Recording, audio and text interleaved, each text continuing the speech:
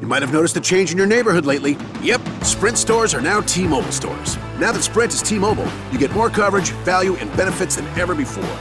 We've invested billions to bring our 5G from big cities to small towns across America.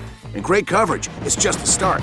From high-speed mobile hotspot data to weekly deals and giveaways, our customers get tons of great benefits. Head to your new T-Mobile store to learn more. Qualifying service and capable device required. Coverage not available in some areas. Some uses may require certain plan or features. See T-Mobile.com. Sin complejos, con Luis del Pino. Es Radio.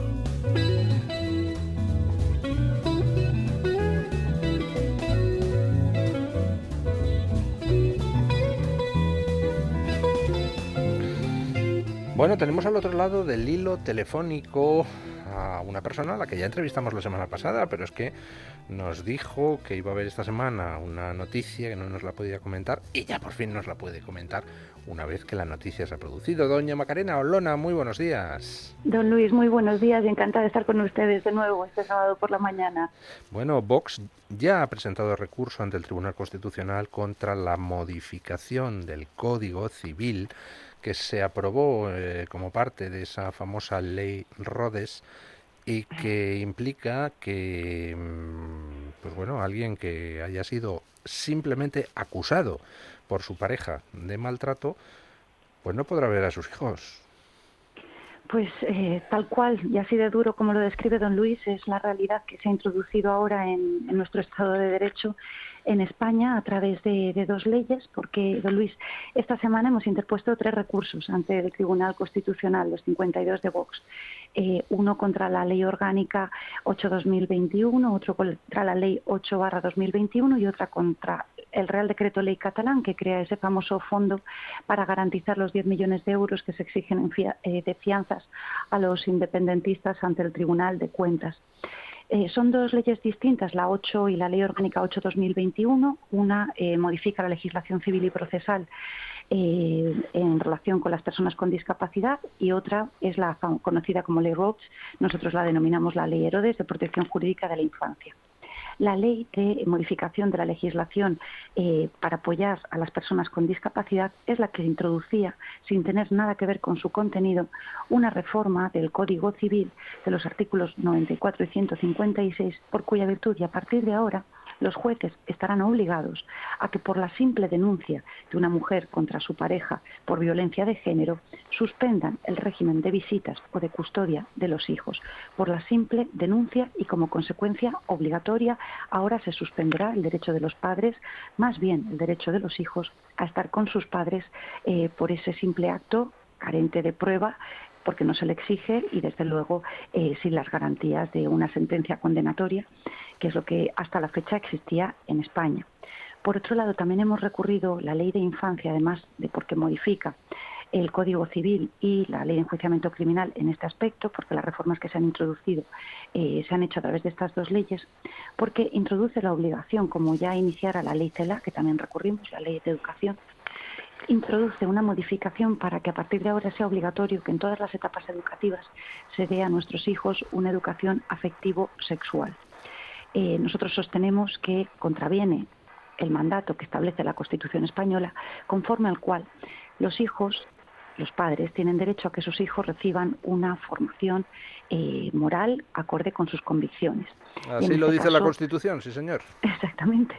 Y en este caso nosotros sostenemos que tiene que respetarse el derecho de los padres que consideran que esta educación afectivo-sexual, que no es más que la vía de entrada de esta ideología comunista para hacer efectiva esa máxima esencial conforme a la cual los hijos no son de los padres sino del Estado, sostenemos que hay que respetar el derecho de los padres que quieren que a sus hijos en los colegios se les dé exclusivamente una formación biológica en este ámbito, como la hemos recibido en otros momentos. Y por último, por primera vez se introducía en esta ley de infancia un concepto en nuestro ordenamiento jurídico que es el de la parentalidad positiva, un concepto que también responde a esa máxima comunista, porque a partir de ahora y a través de esta ley se establece que serán los poderes públicos, el Estado, quien determine qué debe entenderse y no por un buen padre y por una buena madre. Ese es el concepto de parentalidad positiva. De tal manera que si usted, don Luis, y los términos son extraordinariamente genéricos e ideológicos, si usted como no respeta, según establece la ley, por ejemplo, el derecho de los hijos a la hora de cambiar su residencia habitual a ser oídos antes, si usted decide cambiar su residencia habitual sin oír a sus hijos menores, será considerado por el Estado como un mal padre, con la consecuencia importantísima que establece la misma ley en el artículo 43, que permite a los servicios sociales, establece la obligación de los servicios sociales a quienes ahora pasa a considerarse agentes de la autoridad como nuestros policías, de tal manera que tiene una consecuencia importantísima, y es que su palabra tiene presunción de veracidad. Es decir, que usted y yo, ciudadanos, tenemos que aportar una prueba para desvirtuar lo que digan esos servicios sociales, porque si no, su palabra es ley. Pues resulta que ahora esos servicios sociales tienen la facultad de establecer planes de intervención familiar específicos en aquellos casos en que se considere que usted no está siendo un buen padre según el concepto del Estado, y adoptar medidas para que usted empiece a ser un buen padre. ¿Cuáles son los pasos ahora? ¿Han presentado ustedes el recurso? ¿El Tribunal Constitucional puede adoptar algún tipo de medida cautelar suspendiendo esa reforma del Código Civil o no? Pues por desgracia, ¿no, don Luis? Y cuando comparecimos esta semana ante el Tribunal Constitucional para registrar estos dos recursos, fue muy clara, pidiendo disculpas a todos esos españoles por quienes no vamos a poder hacer nada, y sin embargo trasladando un mensaje de esperanza para todos aquellos para quienes este recurso pues va a constituir una tabla de salvación cuando decida resolverlo el Tribunal Constitucional. Vox registró una proposición en el Congreso de los Diputados para modificar la actual configuración legal de los recursos ante el Tribunal Constitucional, por un lado para que fuese obligatorio que los recursos contra los estados de alarma, excepción, sitio, se resolviesen en un máximo plazo de 3 meses, y por otro lado para conseguir que no se produzca la situación actual. Actualmente, únicamente el Gobierno de España tiene la facultad de, en primer lugar, suspenderse automáticamente las leyes cuando las recurre, las leyes de las comunidades autónomas, de entrada, y luego se abre un plazo de alegaciones, tras el cual el Tribunal Constitucional resuelve si tiene que mantenerse o no la suspensión de la ley recurrida. Y únicamente cuando los particulares, quien sea quien interponga un recurso de amparo, cuando se trata del recurso de amparo, es cuando el alto tribunal puede adoptar la suspensión cautelar del acto frente al que se ha interpuesto ese recurso de amparo. De todas formas, nuestro alto tribunal, los recursos de amparo, ya sabe usted, don Luis, que se están admitiendo un 1% al año. Es extraordinariamente restrictivo a la hora de admitir este tipo de recursos, y la suspensión es todavía mucho más restrictiva. Con lo cual, la ley entró en vigor el viernes de la semana pasada, y este es el corsé al que ahora se ven sujetos nuestros jueces. De hecho, don Luis, como apunte, le diré que en nuestro recurso citamos como precedente para solicitar la estimación una reforma que en el año 2005 se introdujo en el Código Civil, en el artículo 98, por cuya virtud se establecía que cuando la custodia compartida fuera solicitada por uno solo de los progenitores, para que el juez pudiese acordarla, sería necesario que el Ministerio Fiscal emitiese informe preceptivo y vinculante. Esto es, el juez, para poder acordar esa custodia compartida sobre los hijos, en el caso de que lo pidiese un solo padre, era necesario que el Ministerio Fiscal apoyase esa petición. Esto se planteó como cuestión de inconstitucionalidad por una audiencia provincial en Canarias, y se estimó por el Tribunal Constitucional, anulando esa reforma del Código Civil en el año 2012, por sentencia de octubre de 2012, por entender que esa reforma legislativa había comportado una invasión de la función jurisdiccional, porque como bien sabe usted, don Luis, la Constitución en el artículo 117 establece el principio de exclusividad de la función jurisdiccional, es decir, solo a nuestros jueces y magistrados corresponde la facultad de juzgar y hacer ejecutar lo juzgado. En este caso, de la cuestión de inconstitucionalidad contra esa reforma de 2005, se consideró que encorsetar de esta manera a los jueces comportaba un menoscabo inadmisible en nuestro derecho de la función jurisdiccional. Y esto mismo es lo que esgrimimos ante el Tribunal Constitucional en relación con esta reforma legislativa, porque está privando al juez a poder apreciar las circunstancias concretas de cada caso, cuando se produce una situación de conflicto matrimonial o de conflicto de relación de pareja que tienen hijos, y donde, recordemos, el valor superior que tiene que primar y que hay que proteger es el interés de los menores.